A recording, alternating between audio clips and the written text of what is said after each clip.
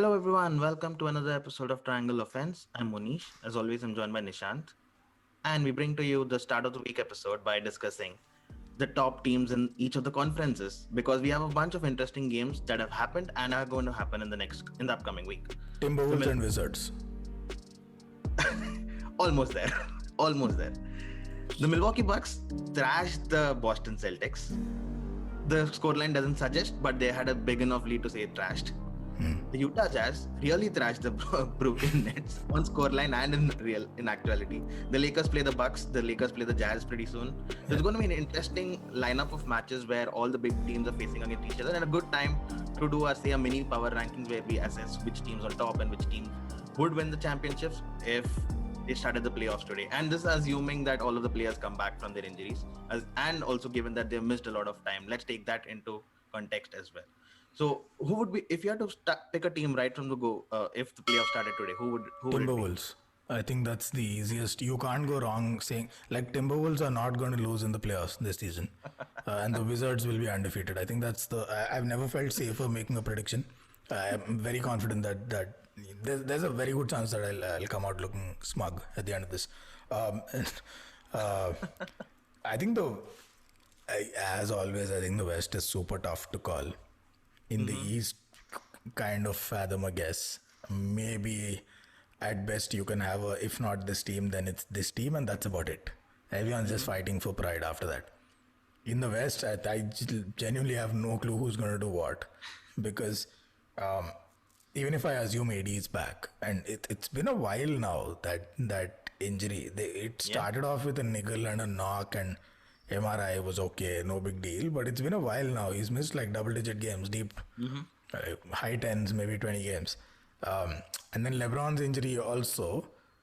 It doesn't look like a career, like a season ender, but he's going to come back. Maybe it's sore. Can he be full strength? There's a lot of ifs with the Lakers, right? Because otherwise they would still be the outright favorites, at least out west, Right. if not the NBA overall, right? So there's that with the Lakers. There's the Clippers. Who the hell knows what they'll come up with in the postseason? I have no doubt on Kawhi. For the most part, I don't doubt Paul George either. Like, he can come undone sometimes, but I think including us, he gets a lot of flack sometimes because he's kind of become a meme and he's contributed to that. But I think the Clippers' bigger problem is who the hell plays point guard in that team. And I think everyone's finally realizing what they knew at the start, but kind of forgot for a few weeks, is that Batum, nobody knows why he gets paid what he gets paid. So they've got a bunch of squad personnel problems there, and they kind of let go of their heart and soul in the locker room, which was Montrezl Harrell, who just stayed in Staples, went to the other uniform. These are the teams that are shaky, where we don't know. Like, in all probability, this should be the Western Conference Finals, Lakers and Clippers. Not too confident about either right now. Let's see how they come back from injuries, the Lakers boys, and if the Clippers can put together a point guard. But the team we should be talking about, that in general everyone should be talking about, is the Utah Jazz. We did one episode on them, and we had like Utah Jazz fans thanking us, saying nobody ever talks about the Jazz. So if we're going to talk about the Jazz, I like this team. They're an incredibly efficient team. They're a deep team. They play all round. They play both ends of the court. They've got a superstar in the making in Donovan Mitchell. They've got someone who should be considered a superstar but isn't really, in Rudy Gobert. But he gets paid like one anyway. It's nice. It's a good story. It's a lovely Cinderella fairy tale story. I haven't seen it ever end in a championship. Well, I've seen it once. In like the last 20-25 years, the 04 Pistons. That was about the only team. But that team was so head and shoulders above everyone else in defense that some people saw it coming. Despite facing off against Shaq and Kobe, but who had their own share of problems by that point, that team had a superlative defense. This team's good on defense, but it's by no stretch the best defense in the league. The Lakers, with half their squad and their uncle out, still defend almost as well. So that's my apprehension, because then in the playoffs, it's going to have to come down to, as most playoff tightly fought series come down to, can you get a clutch stop? Can you go down the court? And can you get a bucket? Anyone who's seen the 7-game 2016 finals between the Cavs and the Warriors, I think 3.5 minutes it was that no team scored. It was just defense upon defense upon defense, and then finally Kyrie Irving hit the shot of shots, and LeBron gave them a block of blocks, and that was that. When it's down to the wire like that, I don't know if we've seen enough from Utah Jazz in those situations to really bet on them, despite how good they are right now. And if the argument is they're by far the best team in the NBA, why are you betting against them? Isn't that disrespectful? Have you seen the Bucks 2 seasons ago? Have you seen the Bucks last season? Yeah. Regular season form is great, but there are enough indicators to tell you maybe this doesn't translate that well to the playoffs. Because wherever the Miami Heat finished, a bunch of folks would have picked them over the Bucks last season, right? So that's my apprehension on the Jazz. I don't think I think Dallas Mavericks are a tough matchup for them, and they're catching fire right now. Both Luka Doncic and the Mavs. Utah's a tough matchup for them. Gobert's rim protection is useless when nobody's going to the rim. Everyone's shooting threes, and their 7'3" guy also plays little to no post up, and he's shooting like logo threes. So they've got tough matchups coming up. I'm not that enthused about the Jazz either. So right now, if everyone comes back fit, my money is still on the Lakers. If I had to make a pick outside of the Lakers, I would still say Clippers. Despite their choke job last season, players of that caliber don't choke every season in, season out. They had a string of bad games last season, yes. But if not the Lakers, I'd still put my money on the Clippers. All right. I think I have to agree with your Lakers pick. I think the minute AD and LeBron are back in the team, they're outright favorites, regardless of how much they played before the playoffs. I think if they're in the team, that's enough to elevate them to the top spot. But I would pick the Utah Jazz over the Clippers simply because of the fact, and I stated this before, that the Clippers don't know the starting five yet. And it's almost 60% into the season. Yeah. So if you don't know starting five yet, I don't know when you're going to figure that out. It's 1.5 seasons that they've not known their starting five. Like, they didn't know it last season either. Yeah, so I can't see myself picking the Clippers over the Jazz. The Phoenix Suns are interesting, but I think the Jazz are stronger for them. I think Jazz are a 7-man team. The top 7 players are like incredible. I think we can get into any starting five, including Jordan Clarkson. Joe Ingles shooting a career high 3 from 3. Sure. For the game yesterday, he shot 18 in the last 3 games as well. So 18 out of 22 from 3, by the way, which is incredible. So I think he's having a career high season as well. So I would pick the Jazz over the Clippers, the Lakers above the Jazz in the Western Conference. Okay. Coming to the East, though, do you think the Nets, the 76ers, are still the favorites given Bucks' recent run of form? Since Jrue Holiday has been back from the injury and his COVID protocols, they won 8 in a row. They beat the Boston Celtics pretty comfortably. They look like a team that have kind of figured out how to fit in the entire situation. I know they have not done well in the playoffs, but you think this is their year? No. Can this be the year? Sure. Do I think it will be? It's not likely. I would consider it a significant achievement if this is indeed, and by their year I mean they come out of the East, go to the finals, and then it's anybody's ball game. 2 teams in the East that are trending up and big time: Bucks since Jrue Holiday's return, and Jimmy Butler balling out in Miami. Right, both of these teams seem to be trending into playoff form at the right time, and maybe they can peak at the right time towards the end of the regular season. I would still one thing for that. The Heat have lost 4 in a row, though. Sure. But didn't they have a 9-game stretch where they won 8, where like Jimmy Butler was averaging a near triple-double? So we've seen enough. I'm sure they've got rotations and whatever, and they'll drop a few games. But if these 2 teams go to the playoffs and the Heat play the way we've seen them play after Butler's return and after Dragic had some time figuring out his new role because he has to come off the bench and all that, I would still put my money on the Heat over the Bucks, especially if it's a direct matchup, which it may well be, given where they're likely to finish. So with the Bucks, I think the question with the Bucks is they've got one debilitating negative, which is Giannis can't shoot the jumper still, which means he has to drive to the rim. A lot of teams in the East have size now, and everyone knows how to just cordon off the lanes for Giannis. Right? So then you get the ball out of Giannis's hands. Because if he drives to the paint and if he doesn't find a way to score, which it's Giannis, he will plenty of times, but you can still get enough stops by double teaming him where you have the option of fouling him if you think you're likely to concede and you know he's missing those free throws. So it's a bit of a Shaq-like situation without I don't think his post-up game is at Shaq's level. So Then the ball comes out of Giannis's hands. You're looking at Middleton. We've never seen him thrive in this role. We've seen games here and there, but not a series ever in the postseason. So that's suspect. Drew Holiday, we have seen him thrive.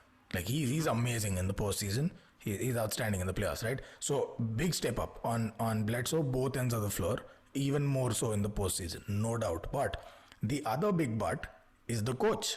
Because when teams start making adjustments, when they figure out, all right, we get the ball out of Giannis's hands, Middleton sometimes on off, Drew Holiday is the guy. Get the ball out of Giannis's hands, make sure the best defender is on Drew Holiday, and that's the ball game. Or some such scheme, right? I'm oversimplifying it. But then what do you have to do? Budenholzer has to make adjustments. Have we seen him do that much? Not really. He's not. If it was Nick Nurse coaching the Bucks, maybe I'd be a whole lot more confident, right? Or even Coach Malone from Denver. So I'm not betting on the Bucks. Right. Philadelphia, for me, are the strongest team in the East, except for the Brooklyn Nets, who should be firm favorites regardless of how they defend at this point. Yeah, the problem with Philadelphia is that Joel Embiid has just played 5 games against the top 10 defenses this season. Yeah. So he's missed a bunch of games. He's played. I know he was performing at MVP level before the injury struck him. Yeah. But he hasn't played the big teams yet. He has played just 5 times against the top 10 defenses. So are they good enough to say challenge the Nets? Are they good enough to challenge the Bucks? I kind of see them as suspect there. Also, given that Embiid is going to be scratchy when he returns. Yeah, so I'm not going to read so much into him not playing against the more quality defenses around the league because I think we've seen enough now to know that even if he does, they would fare well in the regular season. Now the question is, do they carry this to the playoffs? My problem with the 76ers is not so much Embiid hasn't played against better opponents. He's missed a bunch of games. My problem is he's missed a bunch of games. It doesn't matter against whom that has come. Because this is the same story. It's just like the Bucks. They're playing amazing basketball. They're on a hot streak. They're shooting this, that, and the other. They're defending great. Accolades. Going to the postseason, swinging, firing on all cylinders, and then boom, kaput, out. It's the same. We've seen this movie, and we've seen this Philly movie also. Right. I'm just waiting for somebody to come break the news that Embiid's picked up some knock or whatever. He's out for a bunch of games, a bunch of weeks. Ben Simmons' back is acting up.